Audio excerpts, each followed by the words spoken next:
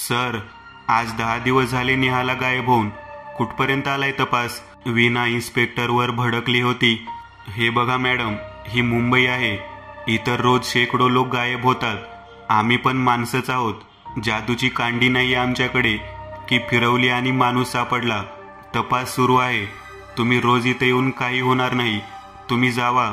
काही कळलं तर कळवू. इन्स्पेक्टरने ठरलेलं उत्तर दिलं.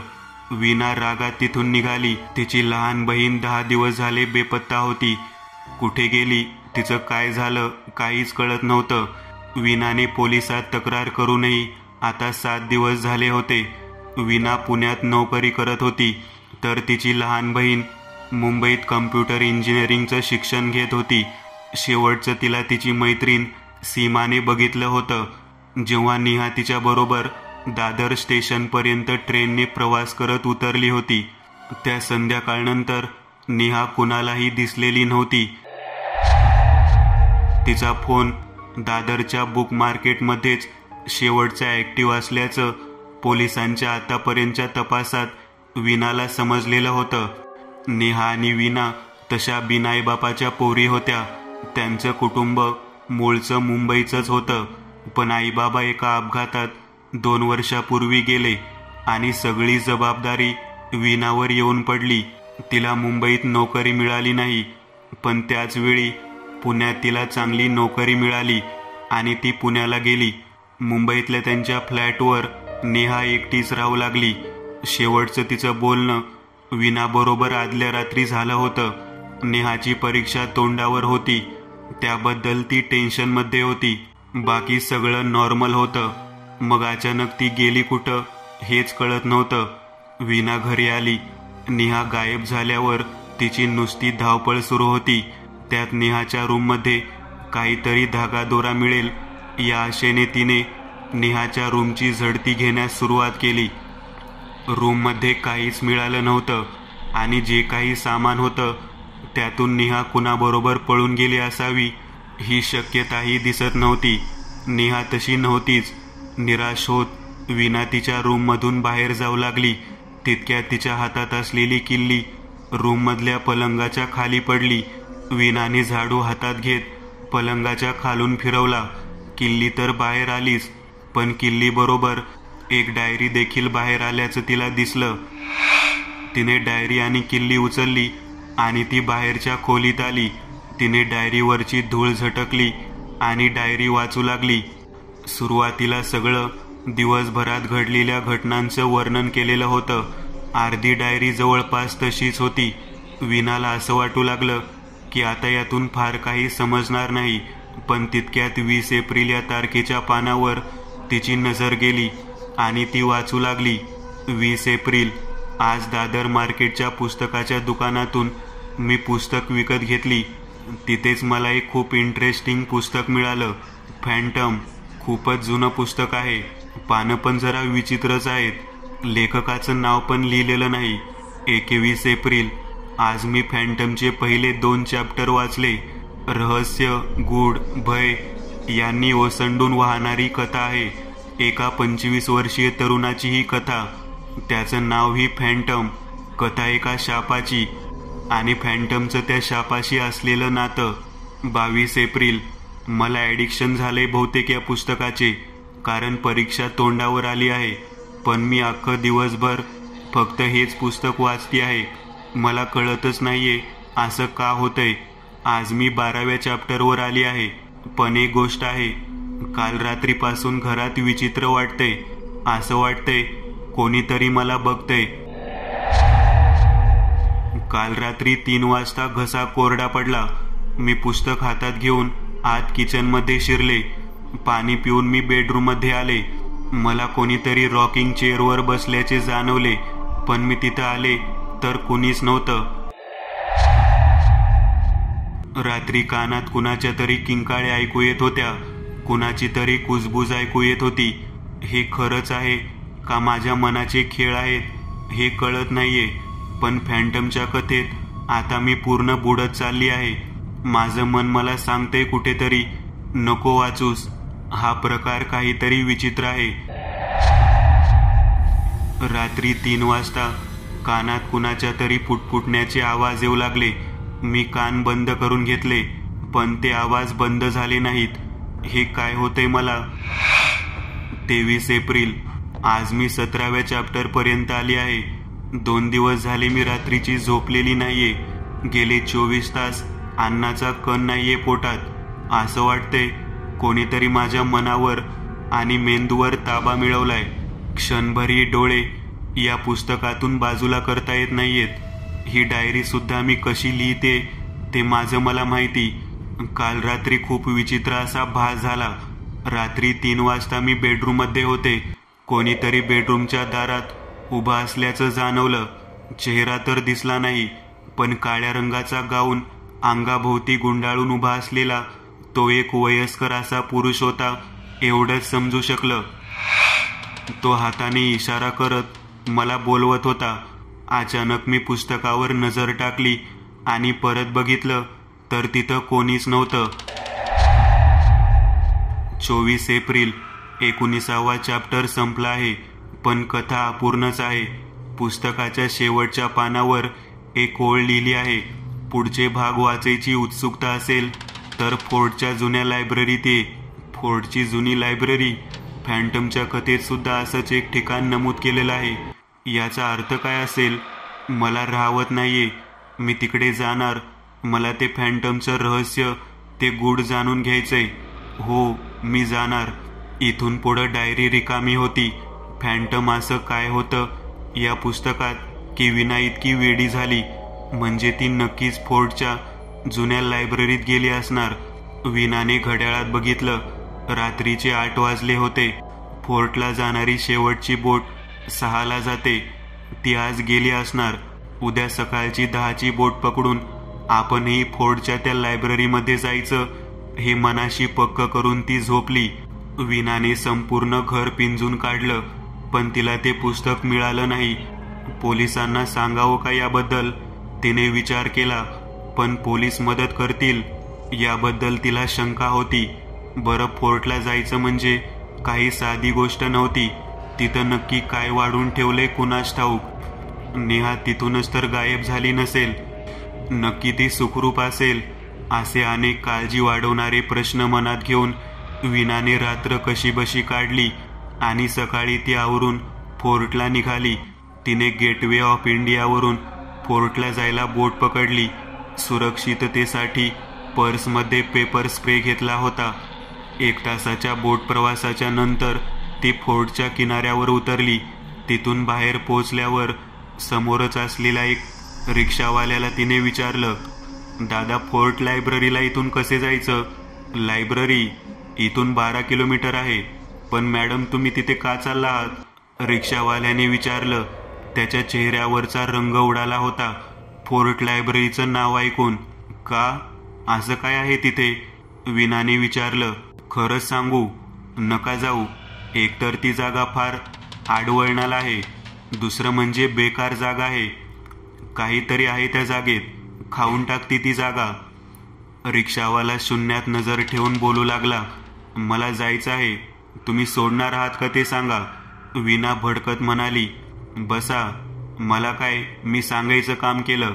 रिक्षावाला मीटर टाकत म्हणाला. विना रिक्षात बसली आणि तिथून रिक्षा निघाली. फोर्ट म्हणजे मुंबईची दुसरी बाजू. मुंबईला लागून असलेली अनेक छोटी मोठी गाव, मुंबईला जोडणारा भाग, त्यामुळं घनदाट जंगल आणि त्यातून वेड्यावाकड्या वळणाचे रस्ते, हे समीकरण आलंच. 1 तास प्रवास करत रिक्षा एका माळरान सदृश जागेवर येऊन थांबली. रिक्षा का थांबवलीत? विनाने विचारलं. बाजूला बघा, ती जुनाट चर्चसारखी बिल्डिंग दिसतीये का? तीच तुमची फोर्ट लायब्ररी. एका सुनसान अशा माळरानावर एक चर्च सदृश जुनाट इमारत बघून विनाला खूपच विचित्र वाटत होतं. ती जुनाट इमारत तिच्या मनात धडकी भरवत होती. ती इमारत जणू कित्येक रहस्य दडवून होती स्वतःच्यात. विनाने रिक्षावाल्याला पैसे दिले. त्याने रिक्षा वळवली. मॅडम, काळजी घ्या. आम्ही इथल्या आसपासच्या गावातील लोक. इथून समोरून जाताना पण बिचकतो. ही इमारत बघून.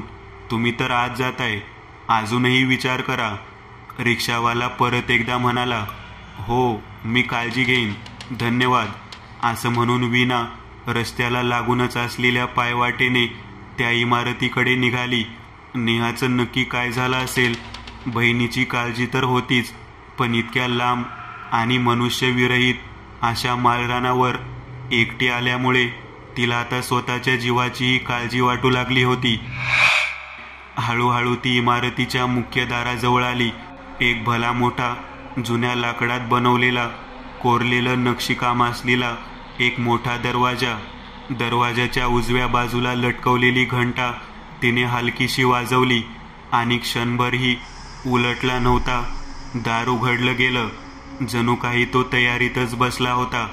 एक घारे डोळे आणि गोरा असा 70तला म्हातारा दार उघडून वीणाच्या समोर उभा होता. विरळ झालेले पांढरे केस, पांढऱ्या मिशा आणि अंगावर पांढरा हाफ शर्ट आणि पांढरी पॅन्ट, खाली काळे चमकदार बूट, डोळ्यात एक वेगळी चमक आणि चेहऱ्यावर एक गूढ असं हास्य. यस, काय मदत करू शकतो आपली? त्याने विचारलं. ॲक्च्युली मी कुणाला तरी शोधत आहे. माझी बहीण नेहा इथं आली होती. आज 10 दिवस झाले ती बेपत्ता आहे. तुम्ही सांगू शकाल का काही? वीणा म्हणाली. खरं तर इथं खूप लोक येतात, त्यामुळं नक्की तुम्ही कोणाबद्दल बोलताय ते कळत नाहीये.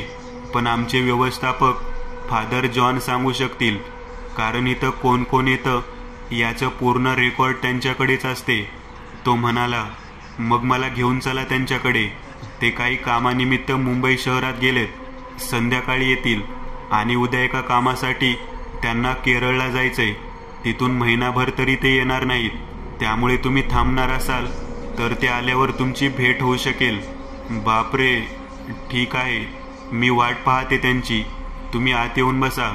लायब्ररी आहेच वेळ घालवायला. बसा आत येऊन. वीणा दरवाजातून आत शिरली. समोरच एक भला मोठा लायब्ररीचा हॉल दिसत होता. लांबच लांब टेबल आणि असंख्य खुर्च्या, पण अख्ख्या हॉलमध्ये फक्त 4 लोक दिसत होते. एक वयस्कर स्त्री, जिचे डोळे बघून असं वाटत होतं ती कित्येक रात्री झोपलीच नसावी. एक तरुण मुलगी, जिची नजर समोरच्या पुस्तकात कैद झाल्यासारखी त्या पुस्तकाच्या पानांवर चिकटून होती. आणि एकदम कोपऱ्यात बसलेला एक मध्यमवयीन माणूस, जाड भिंगाचा चष्मा घातलेला. वीणा कोपऱ्यात बसलेल्या त्या मध्यमवयीन माणसाच्या थोड्या अंतरावर जाऊन बसली. वीणा कोपऱ्यात असलेल्या एका खुर्चीवर जाऊन बसली. तिने पर्समध्ये हात घालून मोबाईल काढला, पण मोबाईल काढता काढता पर्समधून एक सिगरेट लायटरही खाली पडला. तिने तो उचलला. त्याच्याकडे बघत ती बाबांच्या आठवणीत क्षणभर हरवली. तो लायटर त्यांची शेवटची एक आठवण म्हणून वीणा कायम बरोबर ठेवायची. तिने तो टेबलवरच ठेवला.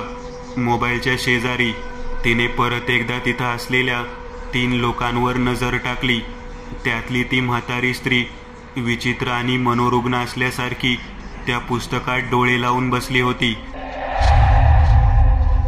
पूर्ण चेहरा पांढरा पडला होता. जणू शरीरात रक्तच नाहीये. डोळे बाहेर आल्यासारखे दिसत होते. हातापायाची हाडं दिसत होती. ती अकाली प्रौढ झाल्यासारखी वाटत होती.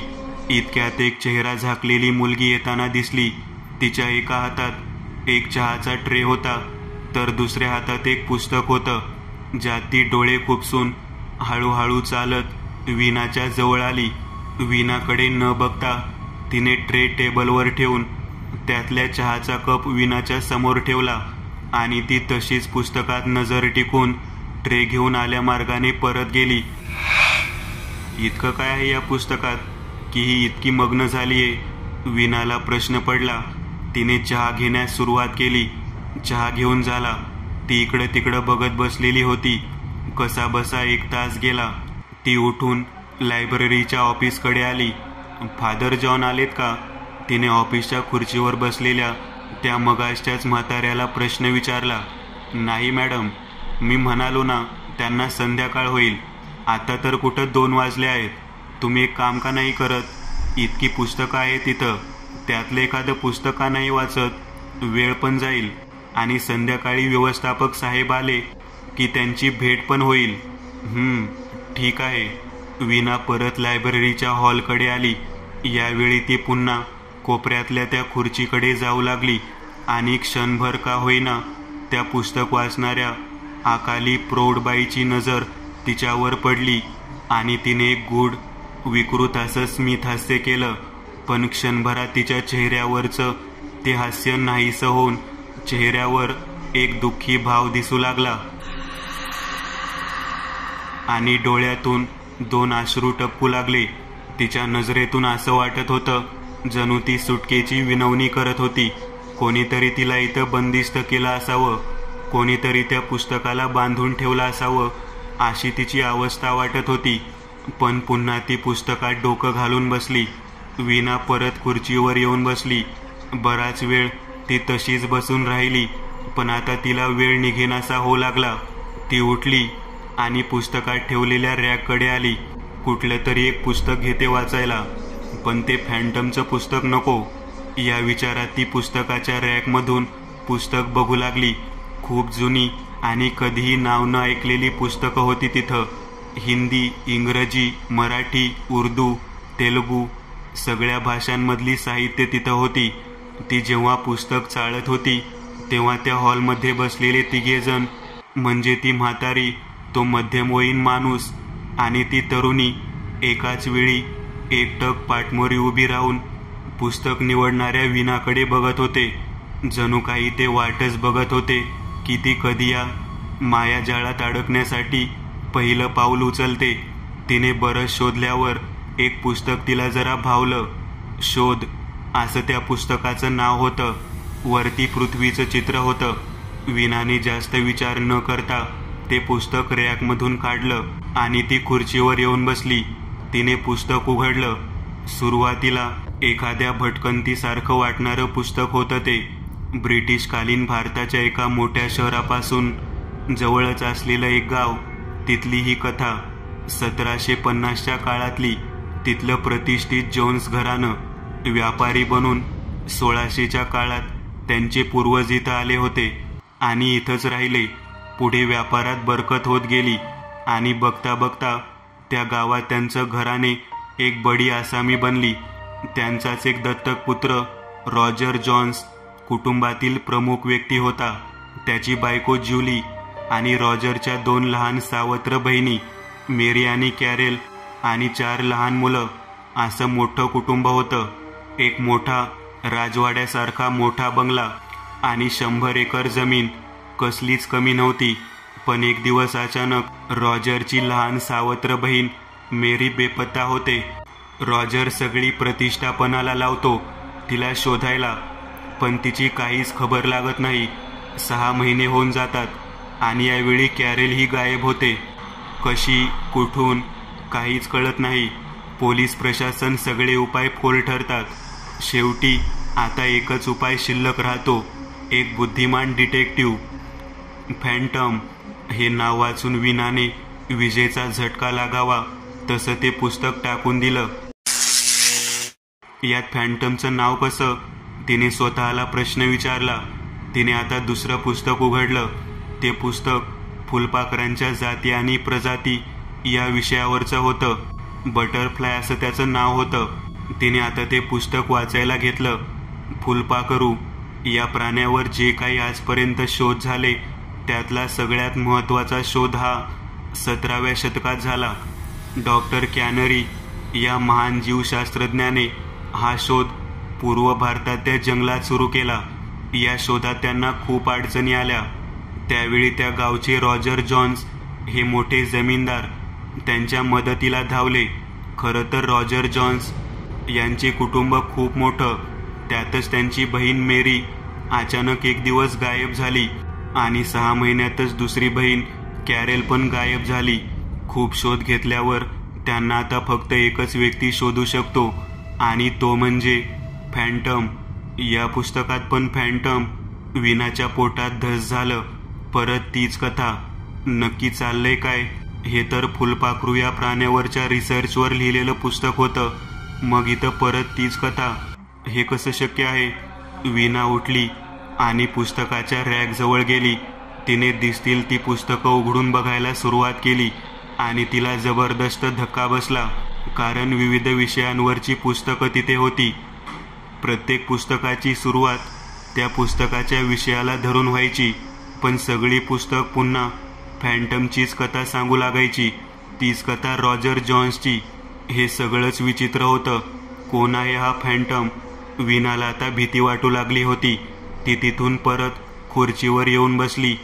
काय करावं तिला कळत नव्हतं. घड्याळात 3 वाजले होते. काय करू कळत नाहीये. सगळं विचित्रच वाटतंय. नेहाबद्दल कसं कळेल मला? हे पुस्तक, ही कथाच मला या रहस्याचं गूढ उकलून देऊ शकेल. तिने पर्समधून मोबाईल काढला, काहीतरी केलं आणि परत पर्समध्ये ठेवला आणि तिने ते पहिलं पुस्तक हातात घेतलं. फॅन्टम. आज फॅन्टमला तार लिहून 10 दिवस होऊन गेले होते, पण त्याच्याकडून काहीच उत्तर आलेलं नव्हतं. ना तो स्वतः आला होता. मेरी आणि कॅरेलचं काय झालं असेल या विचाराने रॉजर आणि पूर्ण जॉन्स कुटुंब चिंतेत होतं. रॉजर स्टडी रूममध्ये मिनमिनत्या दिव्याखाली परत फॅन्टमला तार लिहायला बसला. नोकर चहा घेऊन आला. चहाचा कप ठेवून नोकर दरवाजापर्यंत गेल्याचं रॉजरला जाणवलं, पण नोकराने बाहेर न जाता दरवाजा आतून बंद केला. मिस्टर जॉन्स, परत तार लिहायची तसदी घेऊ नका. नोकराचं बोलणं ऐकून रॉजरने वर बघितलं. तू, मिस फॅन्टम, तुमची तार आणि तुम्ही पाठवलेले $100 मिळाले. त्याच दिवशी रात्री मी इथं पोहोचलो आणि तुमच्या घरातल्या 12 नोकरांमध्ये 13वा नोकर बनून राहू लागलो. नजर ठेवली सगळ्यांवर, अगदी नोकर माणसापासून ते घरातल्या कुटुंबियांवर पण. फॅन्टम आणि रॉजरचं तासभर खोलीत बोलणं सुरू होतं. फॅन्टम नोकर बनून तिथं पुढचे अनेक दिवस राहिला. घराचा कोपरा न कोपरा त्याला माहिती झाला. रॉजर सोडून बाकी कोणालाच माहिती नव्हतं की फॅन्टम नोकर बनून सगळी छानबीन करतोय. अशातच फॅन्टमला जॉन्स कुटुंबाच्या इतिहासात डोकवावं लागलं आणि त्याला समजलं जॉन्स कुटुंबाचे एक गडद रहस्य यात शापाचा परिणाम होता, ज्यामुळे जॉन्स कुटुंबात जन्माला येणाऱ्या मुलींची लग्न होत नसत आणि असं बोललं जायचं की जॉन्स कुटुंबात जर कोणी मुलगी जन्माला आली तर ती वयाच्या एका ठराविक वळणावर येऊन कुठेतरी बेपत्ता होत असे. कोणी म्हणायचं की जॉन्स कुटुंबातील गायब झालेल्या मुली चेटकीन बनून त्याच राजवाड्यासारख्या घराच्या खाली असलेल्या तळघरात वावरत असत, तर कोणी म्हणायचं की सैतान त्यांना घेऊन जातो. हा श्राप नक्की काय होता हे फॅन्टमला शोधणं गरजेचं होतं. तो जॉन्स कुटुंबाच्या भूतकाळात शिरकाव करू लागला. 6 पिढ्या आधीच इतिहास काढून त्याने बघितला आणि त्या इतिहासात त्याला एक भयानक सत्य उमगलं. एका नरपिशाच्याचं बऱ्याच वर्षांआधी जॉन्स यांच्या घरात एक नोकर कामाला होता. त्याचं नाव, हो तेच, फॅन्टम. तेव्हा जॉन्स कुटुंब इंग्लंडला राहायचं. अचानक तेव्हाही आतासारख्याच जॉन्स घराण्यातल्या 2 मुली बेपत्ता झाल्या होत्या. तपासाअंती समजलं की तो नोकर नरपिशाचे होता. त्यानेच त्या 2 मुलींचा बळी घेतला होता.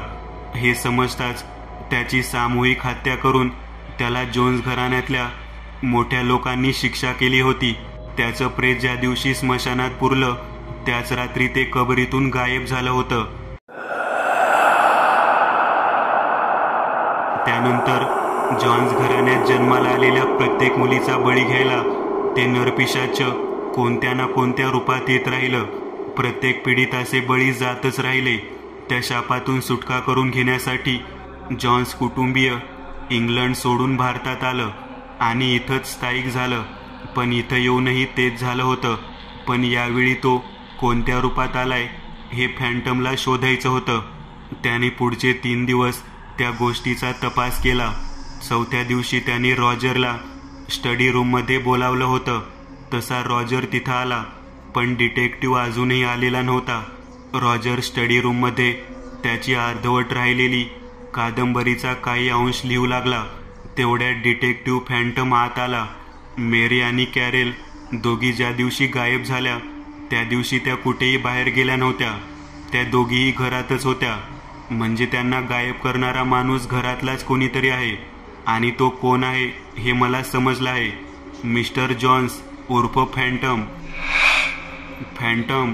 रॉजरच्या चेहऱ्यावरचा रंग उडाला. काय झालं मिस्टर रॉजर जॉन्स? सिगार पेटवत डिटेक्टिव्ह फॅन्टम बोलू लागला. ती सिगार आणि त्याचा धूर बघून रॉजर का कुणास ठाऊक एकदम घामाघूम होऊ लागला. ती सिगार विझव आधी, जोरात ओरडत रॉजर म्हणाला. सिगार विझवत फॅन्टम बोलू लागला. अजून काही गोष्टी समजल्या आहेत. एक म्हणजे तुमचा भूतकाळ. मला असं समजलंय की तुम्ही जॉन्स घराण्याचे खरे वारस नसून दत्तक पुत्र आहात. हे खरे आहे का? हो खरं आहे. पण त्याचा इथं काय संबंध? संबंध आहे. मेरी 1 दिवसाची होती तेव्हा तुम्ही इथं आलात असं मला समजलं. तुमचं वय तेव्हा 21 वर्ष होतं. त्याआधी तुम्ही कोण कुठले हे कोणालाच माहिती नाही. डेव्हिड जॉन्स यांनी तुम्हाला दत्तक घेतलं कारण तुम्ही त्यांच्या लांबच्या बहिणीचे सुपुत्र. पण त्या म्हातारीला जाऊन 25 वर्ष झाली होती. हे डेव्हिड जॉन्सना माहिती नव्हतं. फॅन्टम म्हणाला. म्हणजे तो नरपिशाच? फॅन्टम तुम्हीच ना मिस्टर रॉजर? डिटेक्टिव्ह फॅन्टमने आरोप केला. असं म्हणत तो रॉजर लिहित असलेल्या टेबलजवळ आला. त्याची कादंबरी अर्धवट होती. ही कादंबरी आता पूर्ण होऊ शकणार नाही असं म्हणत त्याने दरवाजा बाहेर उभ्या असलेल्या पोलिसांना आवाज दिला. 10-12 पोलीस शिपाई आत आले. त्यांनी रॉजरचे हातपाय साखळदंडात बांधले. रॉजर विभत्सपणे किंचाळत राहिला. तो रागाने लालबुंद झाला होता. तोच नरपिशाच होता हे सिद्ध झालं. मोबाईलच्या गजरच्या व्हायब्रेशनने वीणा भानावर आली आणि तिने आजूबाजूला बघितलं. लायब्ररीच्या हॉलमध्ये ती एकटीच होती. तिला खूप थकवा जाणवत होता. तिने खिडकीतून बाहेर बघितलं. बाहेर अंधार होता. बापरे, रात्र कधी झाली कळलंच नाही. तिने हातातल्या घड्याळाकडे बघितलं. घड्याळाचा काटा 6वर बंद पडलेला होता. मी इतका वेळ पुस्तक वाचत बसले, कळलंच नाही रात्र कधी झाली. ती घाईघाईने उठली आणि तिथून जायला लागली. 3-4 पावलं चालून पुढे आल्यावर तिच्या हाताला वजनदार जाणवू लागलं. तिने हाताकडे बघितलं आणि तिला धक्का बसला कारण ते पुस्तक जणू तिच्या हाताला ते पुस्तक चिकटलं होतं. तिने झटकून ते पुस्तक हातावेगळं करायचा आटोकाट प्रयत्न सुरू केला पण ते पुस्तक तिच्या हातापासून वेगळं होतच नव्हतं. ती तशीच पुढे चालत लायब्ररीच्या ऑफिसकडे आली. ऑफिसचं दार लोटलेलं होतं. आतमध्ये कोणीतरी होतं. तिने दार ढकललं. खूप विचित्र दृश्य तिला तिथं दिसलं. एका खुर्चीवर एक माणूस पाठमोरा बसला होता. खुर्ची पण जुन्या बनावटीची होती, नक्षीकाम केलेली. तो पाठमोरा बसलेला माणूस मागून जरा विचित्र वाटत होता. त्याचा चेहरा दिसत तर नव्हता पण त्याचे सोनेरी केस खांद्यावर येत होते. तो त्याच्या समोरच्या टेबलवर टेकून काहीतरी लिहित होता. हे वीणाला जाणवत होतं. एक्सक्यूज मी, वीणाने आवाज दिला. त्याने मागे वळून बघितलं. एक ब्रिटिश, गोरा रंग, निळे डोळे, सोनेरी केस, वय असेल 60-65. अंगावर तसेच जुन्या काळातल्या ब्रिटिश लोकांसारखे कपडे. चेहऱ्यावर एक विकृत स्मित हास्य. त्याने वीणाकडे बघितलं. तो काहीच बोलला नाही. त्याने तिच्या हाताला चिकटलेल्या पुस्तकाकडे बघितलं आणि एक स्मित हास्य केलं आणि तो परत टेबलकडे बघत लिहू लागला. तेवढ्यात तिच्या खांद्यावर कोणीतरी हात ठेवला. ती दचकली आणि मागे वळून पाहिलं. तोच दुपारी भेटलेला माणूस होता ज्याने तिला वाट पाहायला सांगितलं होतं. तुम्ही अजून इथंच आहात? त्याने विचित्रपणे विचारलं. तिने परत त्या खुर्चीकडे बघितलं. आता तिथं कोणी नव्हतं. तिला धक्का बसला पण तिने तो विषय न काढता त्याला विचारलं, ते फादर जॉन आले का? ते तर केरळ आहेत. तुम्ही त्या दिवशी त्यांना भेटला नाहीत का? तो म्हणाला. त्या दिवशी म्हणजे आज दुपारपासून मी वाट बघत आहे. ते आलेत का? वीणाने विचारलं. मॅडम, त्या गोष्टीला 6 दिवस होऊन गेले. ते आले होते त्या रात्री आणि त्यांना केरळला जाऊन आता 5 दिवस होतील. त्याचे हे वाक्य ऐकून वीणाचा तिच्या कानावर विश्वास बसत नव्हता. तिने मोबाईलमध्ये बघण्यासाठी मोबाईल पर्समधून काढला पण तो बंद पडला होता. काय? म्हणजे मी गेले 6 दिवस ते पुस्तक वाचत होते? कसं शक्य आहे? तुम्ही सांगा, आज तारीख काय आहे? मॅडम, आज 17 तारीख आहे. तुम्ही इथं 11 तारखेला आला होता. ते बघा, भिंतीवरचं घड्याळ, त्यात तारीख पण दिसते आहे. विनाने भिंतीवर बघितलं आणि तिचं डोकंच सुन्न झालं, कारण घड्याळात तारीख 17 दिसत होती. पण तिला धक्का खरं तर घड्याळाच्या शेजारच्या एका जुन्या पेंटिंगकडे बघून बसला होता. ते पेंटिंग त्याच माणसाचं होतं ज्याला विनाने काही वेळापूर्वी खुर्चीवर बसलेलं बघितलं होतं. फोटोखाली नाव होतं रॉजर जॉन्स, जन्म 1590, मृत्यूच्या तारखेसमोर काहीच लिहिलेलं नव्हतं. विनाच्या अंगावर काटाच आला होता. तिने फोटोकडे बोट दाखवत विचारलं, हे पेंटिंग, हे रॉजर जॉन्स इथले खूप मोठे जमीनदार होते एकेकाळी. खरं तर ही इमारत रॉजर जॉन्स यांचं घर होतं. त्यांनी त्यांच्या मृत्यूपत्रात ही इमारत एका लायब्ररीसाठी देण्यात यावी असं लिहून ठेवलं होतं. पण मृत्यूच्या तारखेसमोर जागा रिकामी का सोडली आहे? विनाने विचारलं. ते कुठे गेले कोणालाच माहिती नाही.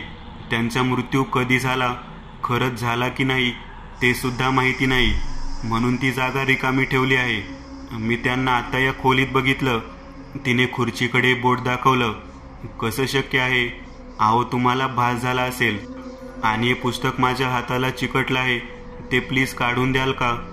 कोणतं पुस्तक? अहो, हे पुस्तक. हात पुढे करत ती दाखवणार होती, पण आता तिच्या हाताला काहीच नव्हतं. तिला धक्क्यावर धक्के बसत होते. मॅडम, तुम्ही ठीक आहात ना? मला कळतच नाहीये काय होतंय नक्की. मला घरी जायचंय. आता कशा जाणार? मुंबईला जाणारी शेवटची बोट तर 9ला गेली. आता उद्याशिवाय बोट नाहीये. त्यात रात्र खूप झाली आहे. एक काम करा, आज इथंच मुक्काम करा. तुम्हाला खायला काही हवा असेल तर व्यवस्था होईल. आराम करायला इथं तशी जागा नाहीये, पण हवा असेल तर लायब्ररीच्या हॉलमध्येच आराम करा. तसंही रात्री तिथं कोणी येत नाही. बर, प्लीज काही खायची सोय झाली तर बघा. मला खूप अशक्तपणा वाटतोय. हो, मी पाठवतो काहीतरी. तुम्ही हॉलमध्ये बसा. विना परत हॉलमध्ये आली. कोपऱ्यातल्या त्याच खुर्चीवर येऊन बसली. खिडकीतून बाहेर माळरानाकडे बघत बसली होती. तितक्या टेबलवर प्लेट ठेवायचा आवाज झाला. दचकून तिने मागे बघितलं आणि तिच्या काळजात धस झालं. दुपारी चहा घेऊन आलेली आणि चेहरा झाकलेली तीच मुलगी आता परत ब्रेड आणि जाम घेऊन आली होती. तिच्या हातात पुस्तक होतं आणि तिची नजर पूर्णपणे त्या पुस्तकात कैद होती. ती तशीच निघून गेली. विनाने पटकन ब्रेड जाम खाल्लं आणि ती खुर्चीवर टेकून जरा विसावली. मॅडम, ओ मॅडम. लायब्ररियनच्या आवाजाने विना भानावर आली. तिच्या डोळ्यासमोर तेच पुस्तक होतं. तिने आजूबाजूला बघितलं. हॉलमध्ये 30 लोक होती. म्हातारी, ती तरुणी आणि तो मध्यमवयीन माणूस. तिने घड्याळ बघितलं.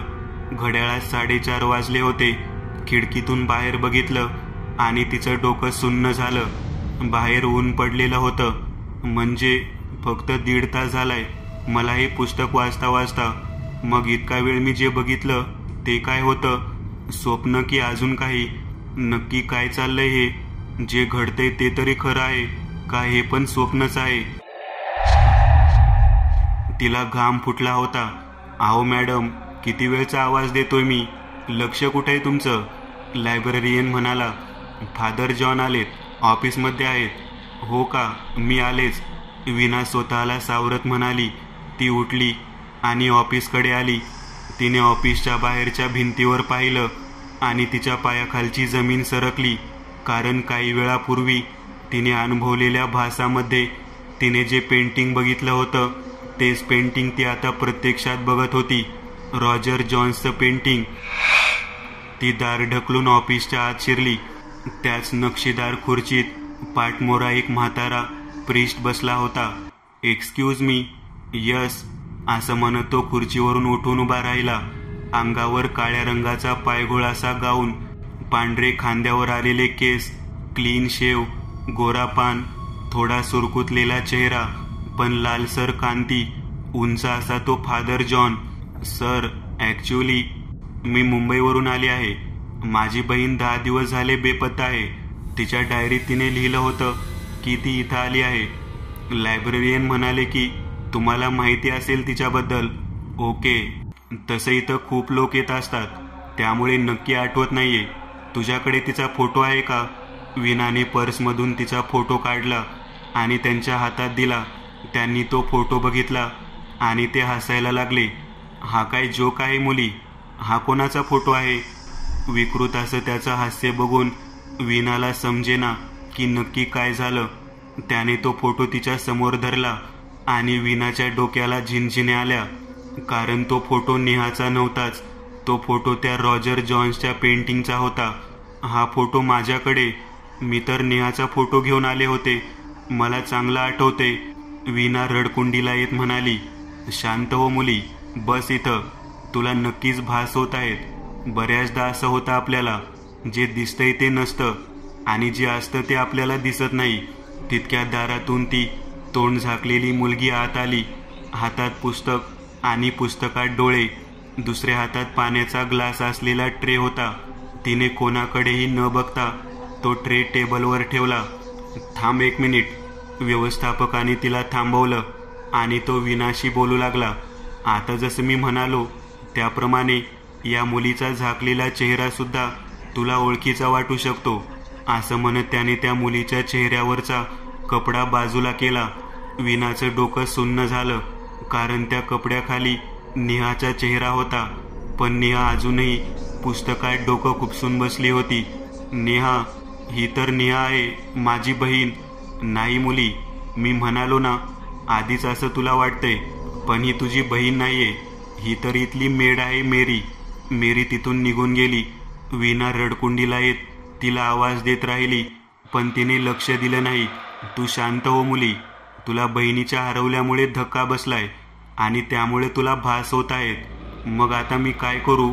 कुठं शोधू तिला? रडू नकोस. पाणी पी आणि शांत हो. त्याने पाण्याचा ग्लास तिच्या हातात दिला. पाणी पिऊन ती उभी राहिली. ठीक आहे, धन्यवाद, मी निघते, असं म्हणत वीणा तिथून बाहेर आली. तिला ती मुलगी हॉलच्या दिशेने जाताना दिसली. वीणा घाईघाईने तिच्या मागे गेली आणि तिच्या चेहऱ्यावरचं कापड बाजूला केलं आणि तिच्या काळजात सरळ झालं, कारण त्या मुलीचा चेहरा आता पूर्णपणे वेगळा होता. म्हणजे ते फादर जॉन जे म्हणाले ते खरंच आहे का? माझं मानसिक संतुलन खराब झालंय का? वीणाचा स्वतःवरचा कंट्रोल सुटत चालला होता.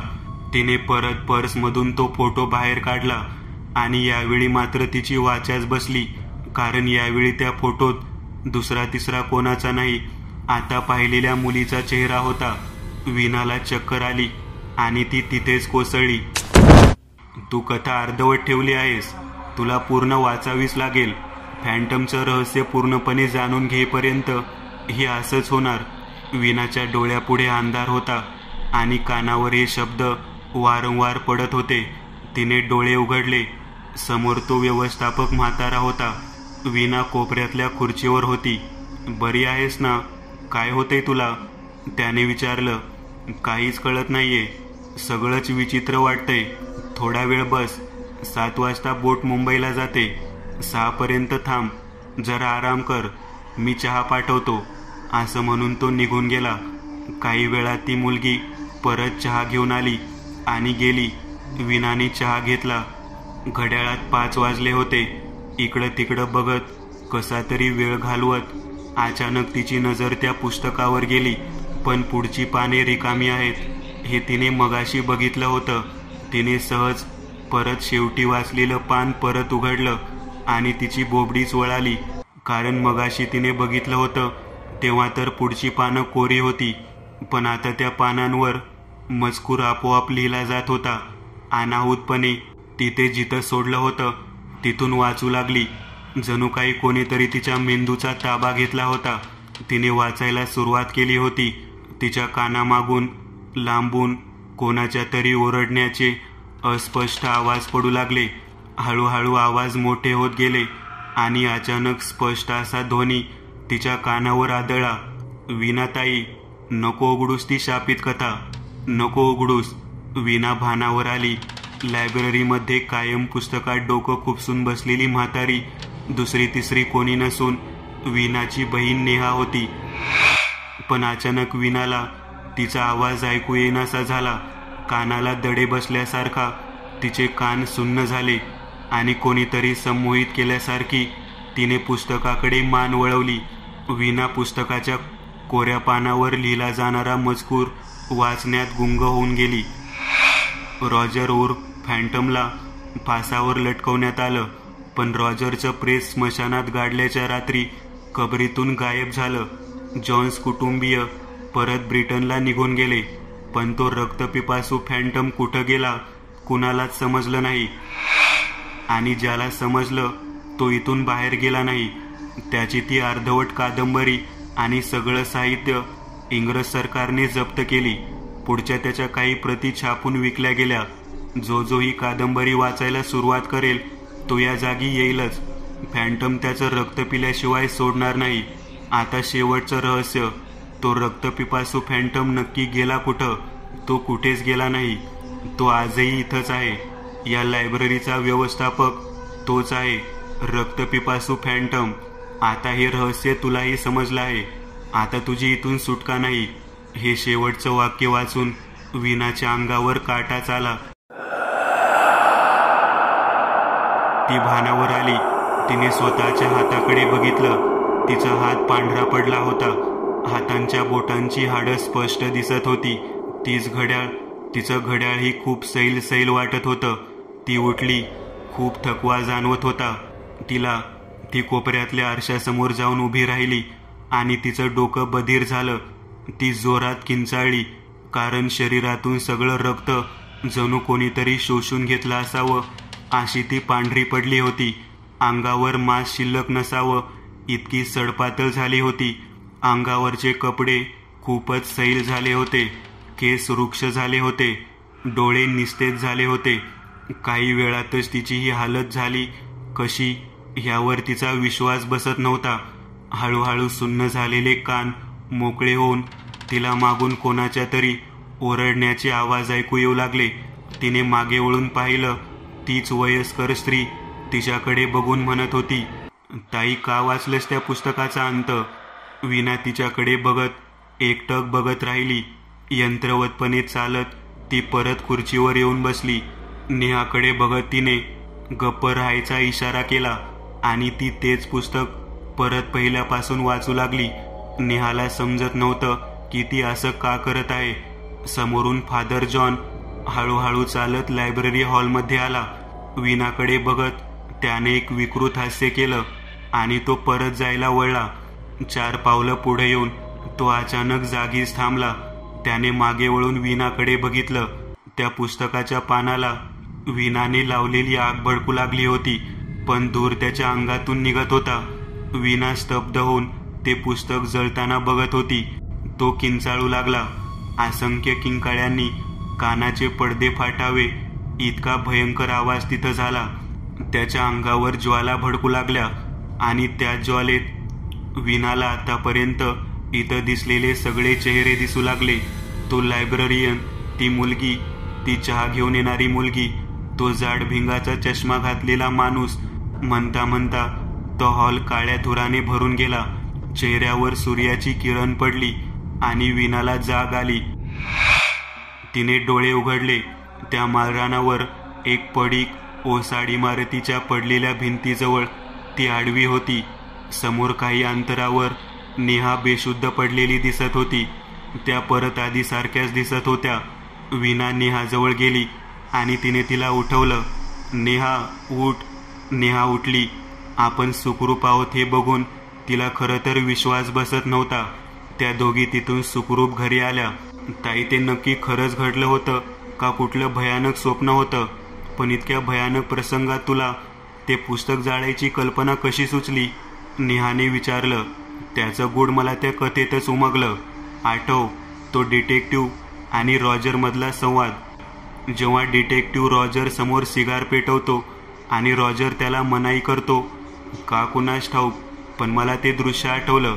बाबांची शेवटची आठवण.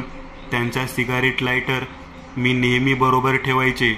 मला त्यावेळी अचानक तो लायटर आठवला, म्हणून आपण वाचलो. मित्रांनो, आज पुरतं एवढंच. तुम्हाला जर काही गोष्ट आवडली असेल तर नक्की लाईक करा. तुमच्यापैकी बरेचसे जण व्हिडिओ लाईक न करताच पळून जातात, पण हा जर व्हिडिओ तुम्ही लाईक केला तर मला जरा बरं वाटेल आणि असेच भारी भारी व्हिडिओ बनवायची माझ्यात एनर्जी येईल. त्यामुळे नक्की लाईक करा. आणि अजूनही कोणी या चॅनलला सबस्क्राईब केलेलं नसाल तर लगेच सबस्क्राईब करून टाका. आणि बाजूची घंटी ती मात्र दाबायला विसरू नका. देवाची घंटी आहे ती.